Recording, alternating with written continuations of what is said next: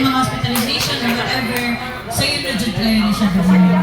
So anyways, welcome sa inyong Acro Team Building. No? This is a very little activity.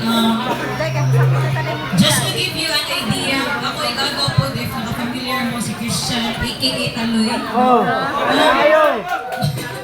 Muna siya ka na, nagtugong manggod ko, ibaw dito ako siya. So, naljit yung mga nainan sa good na member nila, masunod sa amo na, Acro Jud is very close to me. No bias ha, na ating mga laylay na grupo din sa Bulacau, pero ang Acro Jud isa sa pinakadoon dyan sa akong kasing-kasing. Okay, salamat. Salamat. Okay, gagawas pala ako sa mong gate, sugat na yun sa March na yun.